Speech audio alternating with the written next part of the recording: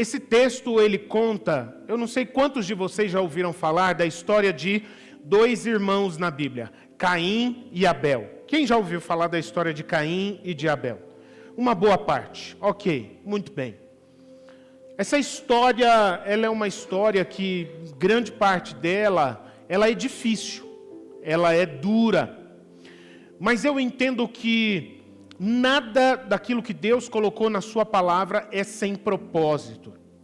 E, portanto, se Deus quis que ficasse registrado na sua palavra a história desses dois irmãos, o que aconteceu ali, nós temos muito a sermos abençoados, alimentados, inspirados pelo Senhor, iluminados pelo Espírito Santo, que não seja a palavra do homem, que vá abrir os nossos olhos e gerar transformação, mas que seja o Espírito Santo, grande mestre das nossas vidas. E baseado nessa história destes dois irmãos, a palavra que eu tenho para compartilhar com você nessa noite, ela tem o título Somos Responsáveis. Diga comigo, somos responsáveis. É sobre isso que nós vamos falar, tá bem? Acompanhe comigo, a Bíblia diz assim: Adão teve relações com Eva, sua mulher. Ela ficou grávida e deu à luz Caim. Então ela disse: adquiri um varão com o auxílio do Senhor. Depois deu à luz Abel, irmão de Caim. Abel foi pastor de ovelhas e Caim foi agricultor. Aconteceu que, ao fim de um certo tempo, Caim trouxe do fruto da terra uma oferta ao Senhor. Abel, por sua vez, trouxe das primícias do seu rebanho e da gordura deste. Perceba que a gente está lendo aqui uma diferença de qualidade. É como se acontecesse assim: Caim, que era agricultor, ele meteu a mão lá, pegou uma parte e dedicou uma oferta como expressão de adoração ao Senhor. Mas a atitude de Abel, como ele era criador de rebanho, ele foi lá e pegou algo especial para oferecer como oferta ao Senhor. Final do verso 4 diz: o Senhor se agradou de Abel e de sua oferta, mas de Caim e de sua oferta não se agradou. Caim ficou muito irritado e fechou a cara. Então o Senhor lhe disse: por que você anda irritado? E por que essa cara fechada? Se fizer o que é certo, não é verdade que você será aceito? Mas se não fizer o que é certo, eis que o pecado está à porta à sua espera. O desejo dele, o desejo do pecado, será contra você, mas é necessário que você o domine. Caim disse a Abel, seu irmão: vamos ao campo. Estando eles no campo, Caim se levantou contra Abel, seu irmão, e o matou. O Senhor disse a Caim: onde está Abel, o seu irmão? E ele respondeu: não sei. Por acaso sou eu o guardador do meu irmão? Eu queria que você lesse essa expressão, essa resposta de Caim para Deus. Diga comigo: não sei. Por acaso sou eu o guardador do meu irmão? Por favor, guarde essa expressão, tá bem? Ela é muito importante para nós. E o Senhor disse: o que foi que você fez? A voz do sangue do seu irmão clama da terra a mim. E agora você é maldito sobre a terra, cuja boca se abriu para receber da sua mão o sangue do seu irmão. Quando você cultivar o solo, ele não dará sua força, ele não lhe dará a sua força. Você será fugitivo e errante pela terra.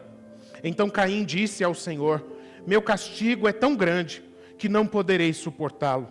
Eis que hoje me expulsas da face da terra, e da tua presença terei que me esconder. Serei fugitivo e errante pela terra. Quem se encontrar comigo, me matará. O Senhor, porém, lhe disse: não. E se alguém matar Caim, será vingado 7 vezes. E o Senhor pôs um sinal em Caim, para que, se alguém viesse a encontrá-lo, não o matasse. Queridos, já expliquei sobre isso. Essa história conta a relação entre esses dois filhos de Adão e Eva, Caim, o mais velho, e Abel, seu irmão. Essa história, esse trecho da Bíblia conta a relação desses dois irmãos com Deus e um com o outro também. Caim e Abel eram irmãos naturais, irmãos de sangue, mas eles também eram irmãos espiritualmente falando. E eu posso dizer isso porque o próprio texto diz que ambos conheciam a Deus, ambos criam em Deus e ambos buscavam a Deus nas suas expressões de adoração. E neste texto aqui, a maneira deles expressarem adoração não foi realizando um culto, cantando louvores, esse tipo de coisa, mas foi dedicando uma oferta fruto do seu trabalho. Apesar de que ambos, mesmo sendo irmãos, naturalmente, espiritualmente, mas eles claramente têm padrões de vida completamente diferentes um do outro. E é por isso que eu quero considerar, nessa palavra, mais o aspecto espiritual da relação entre Caim e Abel. Observando Caim e Abel mais como irmãos espirituais, como nós somos aqui uns dos outros. Porque eu acredito que a gente pode aprender verdades baseado nessa relação entre eles, especialmente com a atitude ruim de Caim. A gente leu juntos, quando nós estávamos lendo o texto, aquela resposta que Caim deu para Deus. Deus tinha chegado para Caim fazendo uma pergunta, como se ele não soubesse. Na verdade, Deus não estava pedindo uma informação que ele não conhecia para Caim. Ele estava perguntando para Caim para saber o que Caim teria a dizer sobre o que tinha acontecido. Foi por isso que Deus chegou para Caim e disse: onde está o seu irmão Abel? E o texto conta para nós que a resposta que Caim deu para Deus, meio debochada, meio truculenta, ele vira para Deus e diz: por acaso eu sou o guardador do meu irmão? E queridos, baseado em tudo que a gente está vendo aqui, é muito simples responder essa pergunta. A resposta é sim, é claro. É claro que Caim era o guardador do seu irmão. Afinal, queridos, é por isso que irmãos existem. Irmãos existem para amarem uns aos outros e guardarem uns aos outros. Tanto na família natural. Para que existem irmãos? Para guardarem uns aos outros e para amarem uns aos outros. Como na família espiritual, na igreja, a família de Deus. Nós somos irmãos para guardarmos uns aos outros e para amarmos uns aos outros. Eu entendo que irmãos, eles não têm que, obrigatoriamente, quando a gente fala da relação entre irmãos, começando a falar dos irmãos naturais. Eu tenho irmãos de sangue. Eu sou o mais velho de 3. Inclusive, eu sou um pouco mais alto do que os meus irmãos. E eu e os meus irmãos, na relação entre nós, gente, sempre foi assim. Momentos de paz e tranquilidade, glória a Deus, aleluia, mas tinha os pega para capar de irmãos também. Inclusive, eu gostava muito, eu sempre gostei muito de luta, né? E quando os meus irmãos eram pequenos, eu treinava neles, e eles odiavam isso. E o meu irmão, o Felipe, que é o do meio, ele chegava para mim, a gente chama ele de recheinho, né? Porque ele é o do meio. Ele chegava para mim e falava: um dia eu vou crescer, eu vou ficar mais alto do que você, e eu vou descontar tudo em você. Nunca aconteceu. Ele nunca ficou maior que eu. Ele nunca ficou mais forte do que eu. Né? Irmãos, eu já tive amigos que eram irmãos, e que era impressionante como eles não brigavam. Pelo menos não na nossa frente. Eles se davam tão bem. Era um rapaz e uma moça, nossos amigos, né, de época de piá. Eles se davam tão bem. Eles sempre apoiavam um ao outro, eles nunca discutiam. E aí, às vezes, a gente até brincava: poxa, que sem graça vocês. Não tem nenhuma emoção assim na relação entre vocês. De vez em quando ter uns negócios mais emocionantes assim, de um pegar o controle e mudar o canal e o outro não gostar e tal. Acontece. Família é família, cada família tem sua característica. Eu vou dizer para você uma coisa, meu irmão. Não tem problema nenhum se na relação entre você com os teus irmãos, se vocês de vez em quando já tiveram uns momentos de estranhamento uns com os outros. Família é assim, meus irmãos, não tem família perfeita. Irmãos não são iguais uns aos outros. Não é disso que se trata. Se vocês têm o tipo de relação em que vocês nunca tiveram uma briguinha, uma discussãozinha sequer, o que eu acho sem graça, mas eu respeito, tá? Mas se vocês sempre tiveram uma relação cheia de um fala mais alto, um é mais disputado do que o outro, enfim, não é disso que se trata. O que se trata, será que você entende o que é ser irmão? Se a relação de vocês é tranquila, ou se a relação de vocês é cheia de aventuras, mas será que você entende que mesmo assim ele é teu irmão, ela é tua irmã, e você tem o dever de amar a ele e de cuidar dele? E de guardar a ele. Também, ser irmãos, queridos, eu vou até falar uma coisa que pode chocar alguns aqui, tá? Mas pela palavra de Deus eu tenho muita tranquilidade para dizer isso. Irmãos não precisam ser os melhores amigos um do outro. Talvez alguém já tenha te ensinado isso. Eu até respeito, mas eu nunca vi isso na Bíblia. A Bíblia não diz que os irmãos têm que ser os melhores amigos. Eu já conheci casais que desejaram ter mais que um filho, para quê? Para que tenha com quem brincar, para que tenha amigos, enfim. Quem disse que irmãos existem para ser o melhor amigo um do outro? Às vezes é até família grande com vários irmãos e o melhor amigo de cada um deles é fora. É alguém que está fora de casa e não tem problema nenhum com isso. Porque ser irmão não é o dever de ser melhor amigo. Ser melhor amigo é fruto de afinidade. E se você não tiver maior afinidade com o teu irmão dentro da tua casa, mas tiver uma maior afinidade com uma pessoa lá fora, que ela é uma grande amiga sua, não tem nenhum problema sobre isso. Vocês estão entendendo o que eu estou falando aqui, meus irmãos? Pela palavra de Deus? Entende? Existe sim uma base daquilo que Deus espera que a gente entenda e haja na nossa relação familiar, mas existem algumas coisas que são ideias que não são nem reais. Às vezes a gente quer fazer com que os nossos filhos ou com que os irmãos sejam os melhores amigos uns dos outros. Sabe uma coisa que os meus pais faziam? Quando a gente era pequenininho, criança mesmo, às vezes a gente se estranhava, a gente se pegava, e uma das disciplinas que ele dava pra gente, ele pegava, colocava a gente no quarto e falava, fiquem abraçadinhos, um de frente pro outro, abraçadinhos. E aí a gente se abraçava, um querendo arrancar um pedaço um do outro. Pode abraçar os dois.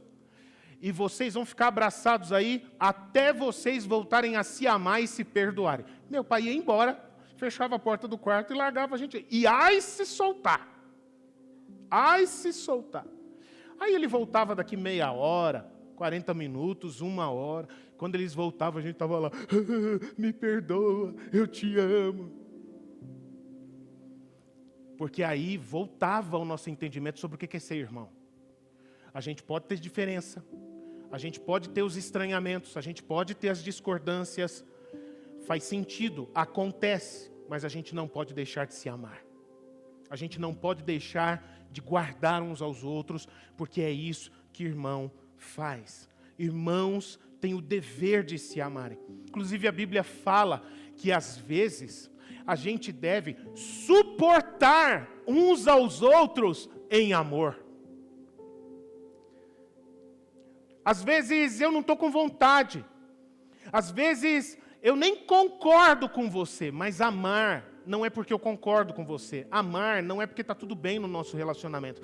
A gente estava falando sobre mandamento quando estávamos falando sobre o dízimo agora há pouco. O amor é outro mandamento, meu irmão. É um mandamento. Eu não obedeço porque eu sinto. Eu não obedeço, eu não amo porque eu sinto. Eu não amo porque eu estou com vontade. Eu amo porque esse é o mandamento de Jesus Cristo. E Ele espera que eu siga isso.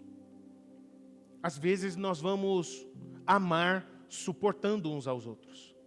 Só porque nós entendemos que essa é a coisa certa a se fazer. Jesus mesmo disse aos seus discípulos em João capítulo 13, e o mundo saberá que vocês são meus discípulos, se vocês tiverem amor uns pelos outros. Assim como toda família, meus irmãos, tem os seus momentos de estresse, talvez até uma exaltação, um pega para capar, enfim, Entre os irmãos espirituais também pode acontecer isso. Pode acontecer? Pode. Normal, onde tem gente, tem esse tipo de situação. O que não pode acontecer é a gente parar de se amar, parar de se suportar uns aos outros em amor, porque essa é a principal forma da gente ser testemunha de Jesus Cristo na terra.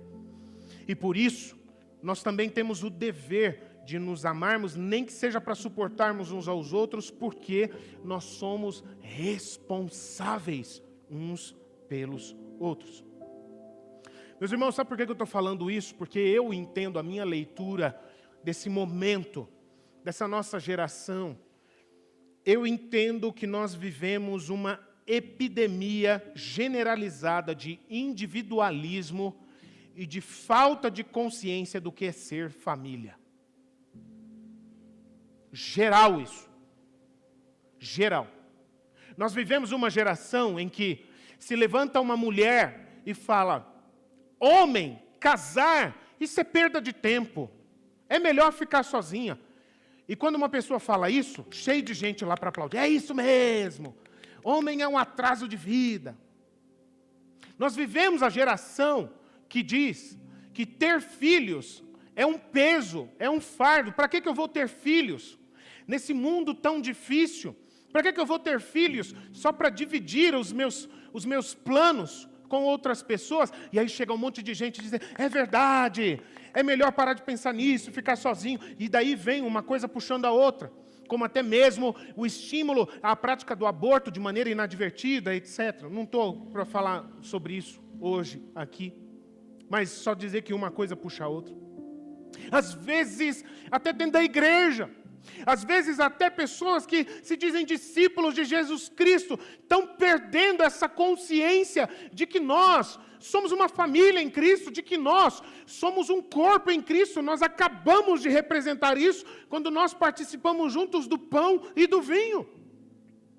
Nós declaramos com toda a fé do nosso coração que Jesus Cristo abriu mão do seu corpo para nós sermos ajuntados a eles e nós passarmos a sermos o corpo de Cristo na terra. E parece que essa verdade foge da nossa consciência em alguns momentos. E é substituído por esse comportamento individualista e essa falta de consciência de que nós somos um. A maioria das pessoas acha que o que está acontecendo com os irmãos ao seu redor não tem nada a ver com elas. Não é problema deles. Vamos orar para que Deus dê graça a ele, a ela, e é capaz de passar ao largo. Passar ao largo, quando eu digo, é uma expressão bíblica, né? Passar do lado, mas à distância. O mundo atual estimula cada um a cuidar da sua própria vida, a pensar mais nas suas necessidades.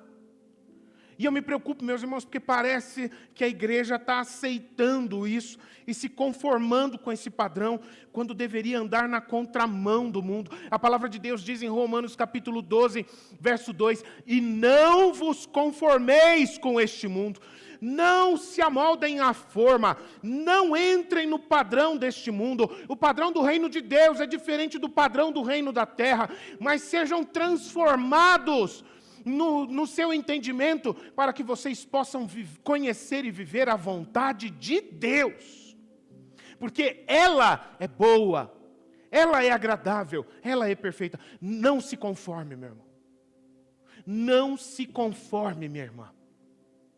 Nós precisamos ser conhecidos como esse povo que não se conforma. Quando vem com esses papinhos, hoje nós vivemos na geração da viralização, dos memes, né? De que toda pessoa pode ter os seus 15 minutos de fama através da internet, em que é comum virem algumas vozes assim, e todo mundo dá peso àquilo, e a gente fica na dúvida: poxa, será que eu estou certo por não concordar com aquilo? Mas está todo mundo concordando, e a gente começa a ficar na dúvida se nós estamos no caminho certo ou não. Meu irmão, minha irmã, não se conforme com este mundo. Não se amolde ao padrão deste mundo. Se esse mundo anda na direção cada vez mais de as pessoas não se importarem com os problemas, com as necessidades do seu próximo, nós seremos aqueles que vamos andar na contramão. Esses dias teve uma coisa que mexeu com o meu coração. Esses dias já faz um tempinho já. Provavelmente aqui, grande parte aqui deve ter sabido, porque foi uma notícia que ficou nacional, que aconteceu aqui na nossa cidade de Curitiba. Quando um senhor idoso, andando por uma calçada na nossa cidade, você viu essa notícia? Ele estava andando por uma calçada e ele era um pouco senil, ele já tinha perdido um pouco do controle motor, o controle do seu corpo. Ele desequilibrou-se, foi andando para trás e caiu na calçada com metade do corpo, da cintura para baixo, ele ficou para o lado de dentro da calçada. Da cintura para cima, ele caiu na rua, que era uma rápida da cidade. Quem viu essa notícia? Lembra-se disso? Alguns viram. E uma câmera que estava exatamente naquele local, alguém filmou, eu não me lembro direito. Eu acredito que isso aconteceu aproximadamente 1 mês e meio atrás. E a câmera mostra aquele senhor caído. Em primeiro lugar, o que me sobe o nervo aqui. Como uma pessoa é capaz de ficar segurando a câmera e não fazer nada. Mas tá, vamos avançar. Estava lá filmando e a cena mostra que aquele senhor, ele caiu e ficou. E um trânsito naquela rápida, gente. Ônibus passando naquela rápida. E os carros paravam. E aquele senhor não conseguia se levantar. Ele perdeu a força, era uma pessoa de muita idade.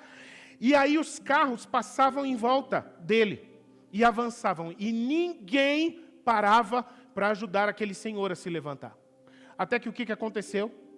Teve um carro que a pessoa não viu que aquele senhor estava na frente, o outro carro saiu. E ele passou por cima daquele senhor. E ele morreu.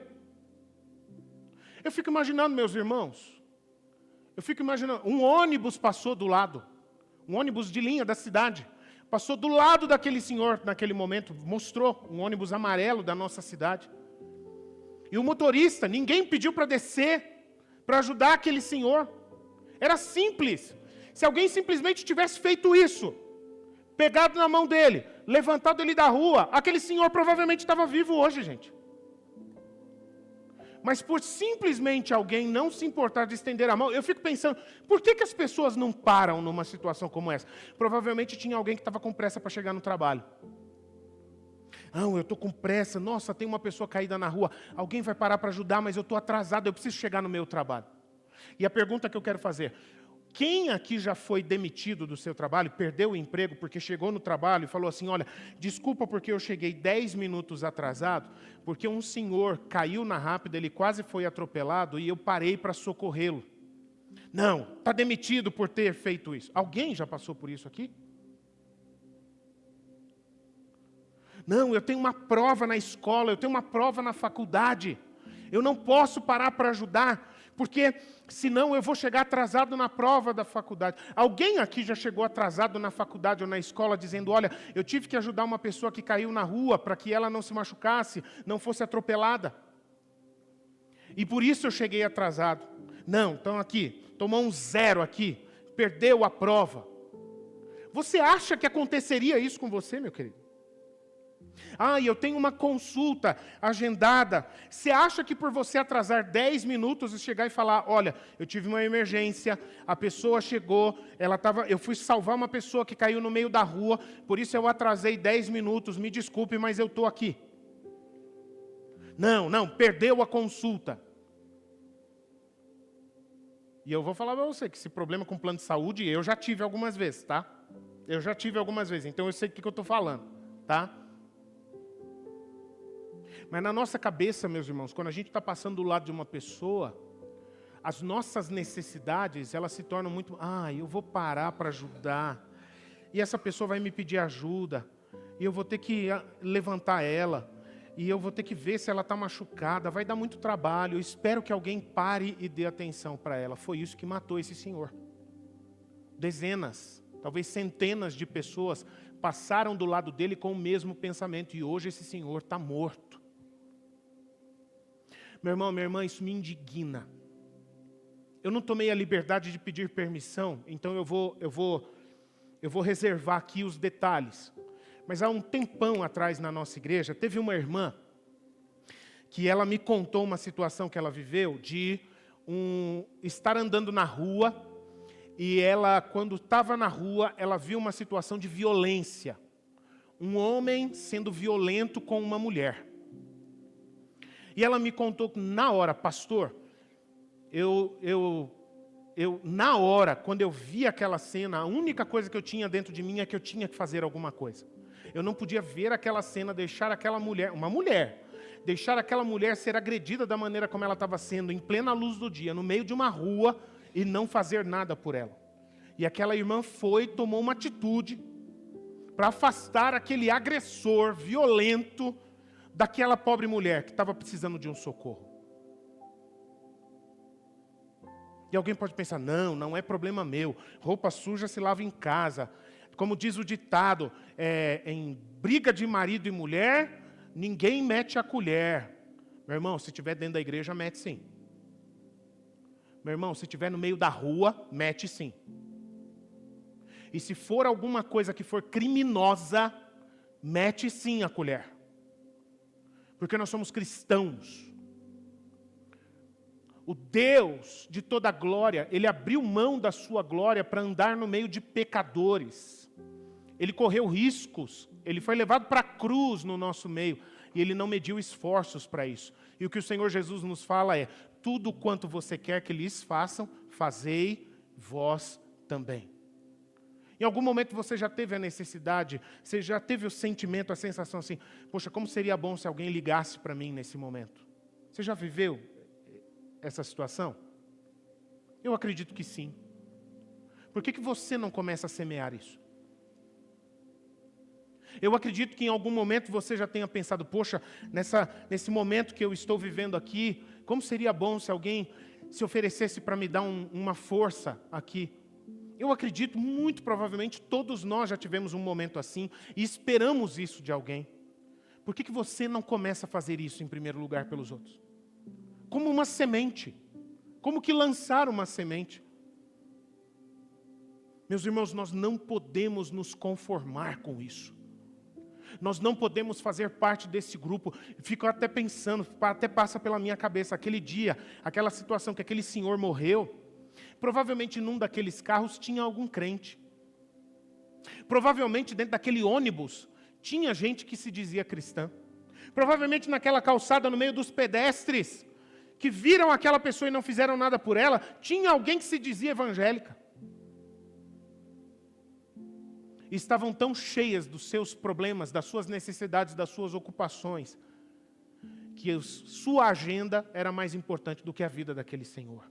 Nós não podemos nos conformar com isso. Pelo amor de Deus, quem aqui está entendendo o que eu estou falando, gente? É que vocês estão me olhando com um rosto, o olho desse tamanho assim, e será que eles estão aqui comigo ou eu estou falando sozinho? O tema do ano na nossa igreja, a gente fala isso, tem falado isso intencionalmente, insistentemente. Somos responsáveis pelo crescimento uns dos outros. Formando filhos espirituais, somos responsáveis pelo crescimento uns dos outros. Até julho de 2025, essa bola vai estar levantada no meio da nossa igreja. Essa palavra vai ser afirmada no nosso meio. E uma das razões para Deus ter criado a igreja, queridos, além de nos aperfeiçoar no amor, é para restaurar dentro de nós o sentimento de responsabilidade pelas vidas uns dos outros. Se você é a igreja do Senhor Jesus, uma das coisas que é vontade de Deus para você e para mim também, é restaurar dentro de nós esse senso. Existe um nível de responsabilidade, sim, nós, uns pelas vidas dos outros. Se você é um cristão de verdade, se você é uma cristã de verdade, nós não podemos observar uma pessoa passando necessidade, principalmente se for irmão em Cristo, e se quer se colocar do lado dessa pessoa, e se quer perguntar para ela, tem algo que eu possa fazer por você? Nem que a pessoa diga, olha, está tudo tranquilo, está tudo encaminhado, não precisa não. Amém. Amém. Pelo menos demonstrar que se importa, gente. O nome disso é empatia. O nome disso, biblicamente, a palavra empatia não é conhecida na Bíblia, mas tem uma palavra sinônimo de empatia que é muito comum na Bíblia, que é a palavra compaixão. Compaixão. É sentir pelo outro. Isso é compaixão. Mas voltando a falar sobre Caim, queridos, onde é que esse coração individualista, a gente precisa pensar sobre isso, tá? Mas Caim foi sempre assim? Onde foi que esse comportamento individualista e egoísta começou? De onde é que esse problema veio? E Caim, mesmo pelo seu mau exemplo, ele pode nos ajudar a entender isso. E eu quero observar com você. A partir dessa conduta individualista de Caim, esse comportamento egoísta de Caim, a gente pode guardar algumas lições do que não é uma atitude segundo o coração de Deus. Eu quero pontuar 5 coisas aqui, eu vou tentar ser breve nelas, tá? Primeiro mau exemplo de Caim, que não é uma atitude segundo o coração de Deus. Individualismo é um problema espiritual. Nós precisamos entender isso. O problema do individualismo é sempre, em primeiro lugar, espiritual. É um problema que começa na nossa relação com Deus. Todas as vezes que a gente coloca Deus em segundo lugar na nossa vida, uma das consequências naturais é o individualismo. É sermos egoístas. Caim, ele já não adorava a Deus de todo o coração. Lembra-se que eu enfatizei quando a gente estava lendo? A Bíblia diz, Caim pegou algo da sua produção e deu ao Senhor em oferta, mas Abel pegou da primícia, da melhor parte da sua produção e dedicou a Deus em oferta. Ou seja, Caim deu a Deus a sobra. Caim fez para Deus de qualquer jeito. Agora, Abel fez para Deus, ele deu a Deus de todo o seu coração. Ele expressou a Deus aquilo que de mais especial ele tinha no seu coração. O coração de Caim já não estava mais com Deus. Caim já estava distante de Deus. Portanto, a oferta de Caim ser rejeitada, meus irmãos, não é porque Deus assim, Abel é meu queridinho, então eu sempre vou aceitar o que Abel fizer. Adão é feinho, então Caim é feinho, então o que Caim fizer, eu não vou gostar, eu vou rejeitar. Não, é porque Deus sondou o coração de cada um deles. Muito mais do que a oferta que eles dedicaram, era a atitude do coração de cada um deles, e Deus viu o coração de Caim e falou, Caim, você está me dedicando restos, você está fazendo, o teu coração está longe de mim, essa oferta não significa nada para mim. Todas as vezes que a gente começa a colocar Deus em segundo lugar na nossa vida, uma das consequências naturais, vai ser fatal, você e eu correremos o risco de nos tornarmos mais individualistas e mais egoístas. Pode até ser algo para nós pensarmos nesse momento, meu irmão. Você anda tendo um momento onde você anda pensando mais em si mesmo só? Tua cabeça está ocupada somente com eu. Meus projetos, meus sonhos, meu interesse, que é meu em primeiro lugar. Provavelmente isso seja um indício de que você já está com o teu relacionamento bem distante do Senhor. A segunda coisa que a gente pode aprender com o mau exemplo de Caim sobre individualismo é que individualismo é um comportamento alimentado pela soberba. O problema não era só ser individualista, mas aquele comportamento ele foi aumentado, ele foi alimentado. Soberba é a atitude daquele que se acha superior aos outros. Soberba é a atitude de uma pessoa que se acha dona da verdade. Foi Caim quem ofereceu a primeira oferta, não foi? Ele deveria ser visto, reconhecido como um exemplo, não é verdade? E Caim achava que merecia um elogio da parte de Deus, porque foi ele quem dedicou a oferta em primeiro lugar. Mas ele ficou inconformado por ter sido rejeitado. Ele ficou inconformado por ter recebido um puxão de orelha da parte do Senhor. Tudo por causa da sua atitude soberba. Deus vira para Caim e fala, Caim, o pecado já está batendo na porta do teu coração. Eu sei o que você está pensando. Você já está começando a pensar coisa ruim. Tome cuidado. Porque para você não abrir a porta do teu coração e deixar o pecado te dominar. Porque cabe a você dominá-lo. O que Deus está falando aqui? Sobre tentação, meu irmão. Sofrer tentação não é pecado. É verdade. Ser tentado não é pecado. Ser tentado é ser induzido ao pecado. Sofrer tentação é ser atraído ao pecado, mas não é ainda pecado. Até Jesus foi tentado, gente. O problema não é sofrer tentação, o problema é o que você faz, o que eu faço quando a tentação acontece. Essa que é a coisa, e foi isso que Deus falou para Caim. O pecado já está batendo na porta do teu coração, e cabe a você não deixá-lo entrar. Cabe a tu dominá-lo. Mas Caim foi soberbo. No versículo seguinte, o verso 10, o que acontece? Caim acaba de levar um puxão de orelha de Deus no verso 9. Verso 10, qual que é a primeira atitude de Caim? Ô, meu irmãozinho querido, vamos dar um rolê? Vou pagar uma Coca-Cola para você. E aí ele, no seu irmão, fez tudo de caso pensado.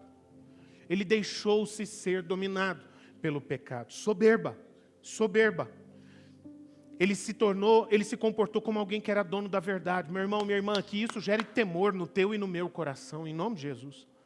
Terceira coisa que a gente pode aprender sobre o individualismo de Caim é que individualismo é uma forma de destruir as vidas de outras pessoas. Seja pelo desprezo ou seja pela omissão. Como eu já falei um pouco sobre isso, até mesmo contando a história daquele senhor, eu não vou me estender muito nisso, mas apenas observar a atitude de Caim. Caim, ele ignorou os alertas que ele recebeu, porque ele já tinha o seu coração voltado contra o seu irmão Abel. No coração, Caim, ele era surdo para Deus, porque ele já tinha decidido: o que eu vou fazer é matar o meu irmão Abel. E meu irmão, minha irmã, eu imploro a você, pelo amor de Deus, cuide do seu coração. Cuide do seu coração. Olha, por favor, eu não quero ser discriminador aqui, tá? Não me entenda como machista, como misógino, nada disso, porque não é a minha intenção. É apenas conhecer a natureza do coração humano. Eu falo isso a todos os irmãos, mas eu falo especialmente a vocês, minhas irmãs. Presta atenção aqui. Meninas, moças, mulheres. O coração de uma mulher pode ser muito perverso.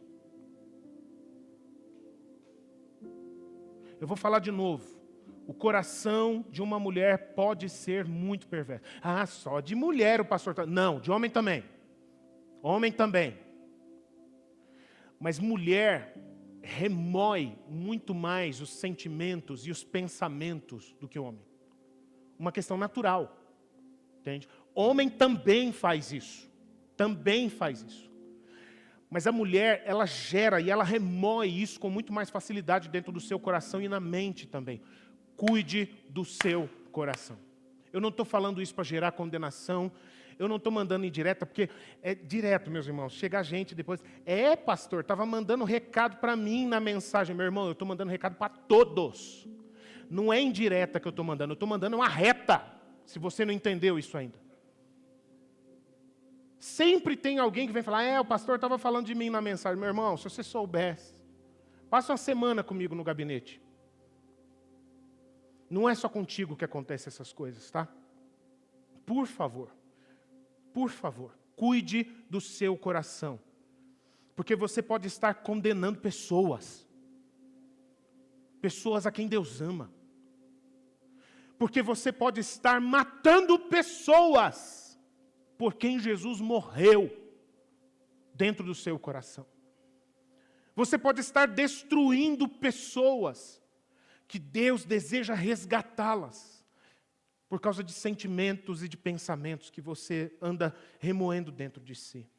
Por favor, cuide disso. Quarta coisa que eu quero pontuar sobre o problema do individualismo. Individualismo atrai maldições. Caim, ele sofreria maldição por causa do seu pecado. E Deus falou isso. Por causa do que você fez, você atrai maldição sobre você mesmo. Caim atrairia maldição sobre o seu trabalho. O trabalho dele vai ser muito mais difícil a partir de agora. Caim atrairia maldições sobre as relações dele com as pessoas. As relações de Caim com as pessoas seriam sempre uma relação de gato e rato, de perseguição, de troca de acusações. As relações de Caim e de todas as pessoas próximas de Caim seriam sempre relações tensas, estressantes. ou de ser atacado, ou de atacar as outras pessoas. Isso tudo é consequência do pecado, que Caim caiu em maldição. E se colocou debaixo de maldição. Por isso eu quero falar uma coisa para os irmãos. Guarda esse princípio espiritual. Meu irmão, minha irmã, sobre honra eu quero falar, tá? Honra é uma semente. Assim como a desonra também é uma semente. A Bíblia diz que quem semeia honra, também colherá honra e prosperidade. Mas por outro lado, quem semeia desonra, colherá também desonra e fracasso em sua vida. Em diversas afirmações na palavra de Deus que fala sobre honra, esse princípio está presente ali.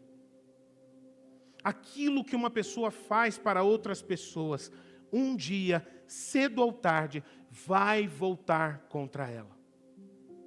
Meu irmão, minha irmã, não pense que se você fala mal de outras pessoas, se você faz fofoca de outras pessoas, não pense que se você um dia já fez acusações infundadas contra outras pessoas, você achar que nunca vai acontecer com você. Porque isso é uma semente. E se você semear isso, é isso que você também vai colher. É o que a palavra de Deus diz. Guarda a tua boca. Guarda as tuas palavras. Que você seja reconhecido como uma pessoa que semeia honra e não desonra. Ah, mas fizeram mal contra mim. O problema é dela com Deus. Entrega ela nas mãos de Deus, que é o justo juiz. Quanto a você, continue semeando boa semente. Teu compromisso é semear sempre, independente do que fazem contra você, independente de merecer ou não merecer. É somente uma semente que você deve ter para semear. Semeie honra, semeie honra, semeie honra, semeie honra. Porque quem semeia honra, colherá também honra e prosperidade. Amém, queridos? Última coisa que o individualismo de Caim nos ensina é que individualismo estraga o nosso caráter. Olha que coisa interessante, eu não sei se você percebeu junto comigo. Caim causou todo aquele rebuliço. Fez o mal contra o seu irmão. Destruiu o seu próprio irmão. Aí chega no momento em que Deus confronta ele, por causa do que ele fez, e ele ainda se coloca na posição de vítima na situação. Chega nos últimos versículos, parece que Caim é o coitadinho da história. Você percebeu isso? Versículos 13 e 14. Principalmente o versículo 14. Caim fica falando assim, agora eu serei fugitivo, as pessoas me perseguirão, todo mundo vai querer me matar, eu sou um pobre coitado. Sabe o que é isso, gente? Ele perdeu a sanidade. Ele esqueceu todo o mal que ele fez e ele só se coloca na posição de vítima. Você sabia que pessoas que sempre se colocam na posição de vítima esquecem a responsabilidade pelos seus atos? Isso é problema de caráter. Isso é sinal de uma pessoa que tem um mau caráter. Pessoas que têm problemas com outras pessoas, e assim, o que o outro fez de errado com ela sempre foi gravíssimo. Gravíssimo. Mas o erro que ela cometeu, não, foi um errinho. Eu fiz, mas isso daqui não faz mal a ninguém. Isso é um sinal de um caráter que já está estragado, gente. E esse comportamento é alimentado por individualismo, por egoísmo. Caim, ele veio para aquele lugar da justiça própria. E é interessante que Deus não deixa ficar assim. Deus não deixa ele agir assim. Deus repreende ele no versículo 15 e fala, ninguém vai fazer justiça contra você. Você dará contas da sua vida a mim. Eu vou colocar uma marca em você, para que as pessoas te vejam, te reconheçam, e ninguém tente levantar a mão contra você, porque não tem ninguém aqui que é juiz, para condenar ninguém. A palavra de Deus diz que Jesus nos reconciliou e deu a nós o ministério de reconciliar os outros também. Para julgar as pessoas, tem uma pessoa só, que é Deus. Cada um dará contas da sua vida a Deus. Meu irmão, minha irmã, eu quero falar para você no final dessa palavra que não adianta seguir o caminho de transferir a sua culpa para as outras pessoas. o caminho de seguir transferindo a culpa dos seus atos, dos seus erros para as circunstâncias. Se não tivesse chovido, eu não teria falhado. Se as pessoas não tivessem falado mal de mim, eu não teria batido, eu não teria brigado. Transferir culpa. O pecador é o único culpado pelo seu pecado. As pessoas às vezes podem ter atitudes que estimulam aquilo, mas o único responsável pelo pecado é quem o pratica. Essa história de transferir culpa para os outros nunca vai colar diante de Deus, meus irmãos. Cada pessoa é responsável pelos seus atos diante de Deus e diante dos homens também. Na carta aos Efésios, no capítulo 2, a palavra de Deus se refere a Jesus.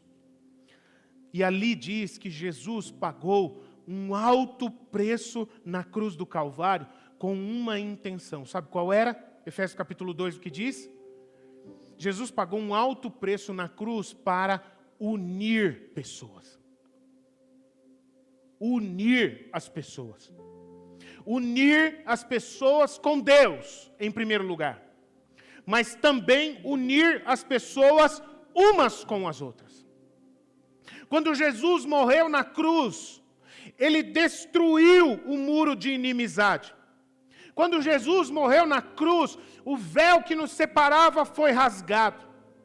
Quando Jesus morreu na cruz, Ele retirou todas as barreiras que havia entre as pessoas. Antes, a relação entre as pessoas, havia uma valorização das diferenças e a justiça de cada um. Mas hoje, Jesus, Ele ajunta todas as pessoas, todos os povos da terra, mesmo que sejam tão diferentes, para nos fazer um em Cristo Jesus. Não há mais discriminação se nós estamos em Cristo Jesus. Não existe mais discriminação entre macho e fêmea. Foi por isso que eu tomei muito cuidado quando eu falei às irmãs agora há pouco. Eu espero que vocês tenham entendido, não era com intenção discriminatória, para falar que mulher... Não, jamais, de maneira alguma. É apenas sendo compreensível com o coração de mulher, apenas essa observação, tá bem? Eu espero que você tenha entendido isso, porque em Cristo Jesus já não existe mais diferença entre macho e fêmea.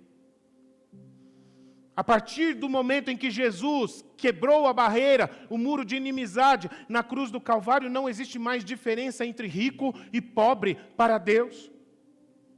Não existe mais diferença entre quem é judeu e quem não é judeu.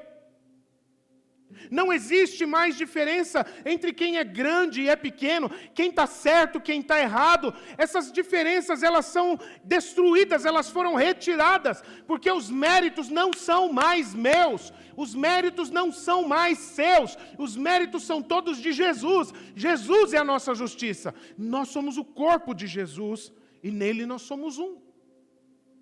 Essa consciência, queridos, precisa ser restaurada dentro de cada um de nós. Porque é por causa de tudo isso.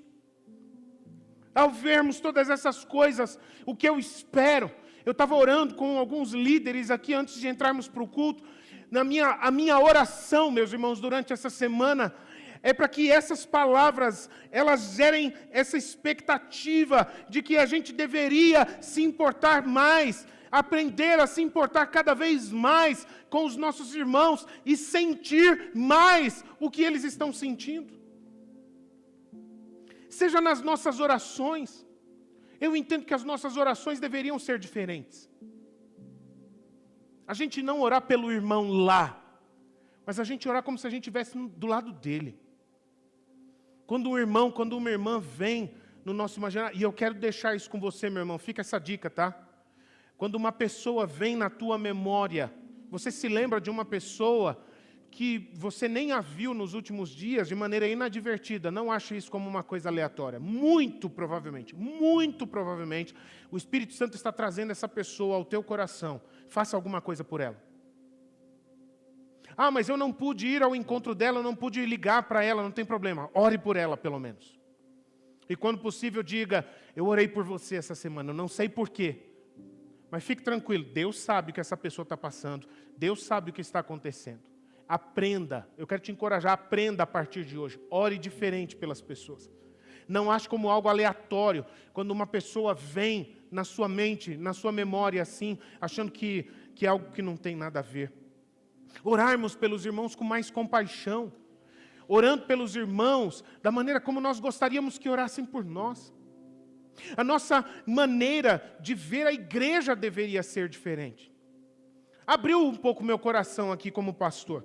Às vezes a gente tem alguns momentos, algumas experiências tão maravilhosas na igreja, e às vezes vem algumas pessoas, eu até compreendo, me esforço para compreender isso. Às vezes vem algumas pessoas e falam, pastor, muito obrigado, foi bom estar aqui com vocês e participar dessa programação. Como se o pastor estivesse realizando uma programação e todos vocês fossem convidados a participar como audiência dessa programação. Não, meu irmão, não é assim que funciona no meio da igreja. Isso aqui é nosso. Tudo isso daqui é nós. É celebrado por nós. É realizado por nós. Algumas vezes a gente faz comentários a respeito da igreja como se fosse assim, a igreja tem problemas. Mas deixa eu te falar uma coisa, se você está constatando que a tua igreja tem problemas, eu preciso te informar, se você não sabia disso, então você está com problemas. Ou você não faz parte da igreja, meu irmão. Nossa igreja, as pessoas não se importam umas com as outras. Eu gostaria de te convidar a mudar essa maneira de falar. Comece falando de você. Você é a igreja. Eu sou a igreja. Se eu falar da igreja, eu tenho que falar de mim em primeiro lugar. Se a igreja não se importa com as pessoas, eu tenho que observar que eu não ando me importando com as pessoas. Se a igreja é muito fria, provavelmente eu vou perceber que eu tenho alguma coisa de frieza dentro de mim. Se eu percebo algum problema de conduta no meio da igreja, provavelmente eu também tenho participação nisso, direto ou indiretamente. Porque eu sou igreja. A consciência de que nós somos um corpo. Até mesmo a maneira de lidar com os pecados ocultos, meus irmãos, deveria ser diferente. Primeira carta aos Coríntios diz, capítulo 11, texto que fala sobre ceia, lá. Diz assim, lá no final. E por causa disso, dessa desunião que às vezes acontece, no caso da igreja de Corinto, a palavra que era direcionada lá, por causa dessa desunião que acontece no meio de vós, existem entre vocês muitas pessoas que estão fracas, muitas doentes, e tem gente até que está morrendo antes da hora, por causa dessa falta de união entre vocês. O que esses versos da palavra de Deus estão querendo dizer para a gente? Meu irmão, minha irmã, qualquer pecado que a gente pratica em oculto, estraga a nossa vida como igreja em público. Eu quero convidar você a mudar os seus olhos e perceber se existe em algum momento que acontece algum burburinho de algum tipo de problema no nosso meio, muito provavelmente existem pecados que têm sido praticados de maneira oculta, mas assim, às vezes a gente pensa assim, se eu não falar para ninguém, não vai atrapalhar. Deixa a liderança da igreja tocando o barco, numa boa, só ninguém saber e vai dar tudo certo, eu não vou incomodar a vida de ninguém, mas só esquece que nós temos um único Espírito, que está presente e atuando nas vidas de todos nós. E quando uma pessoa do corpo, ela quebra a comunhão com esse Espírito, isso vai afetar de maneira direta ou indireta todos os outros irmãos. A gente precisa despertar para isso, meus irmãos.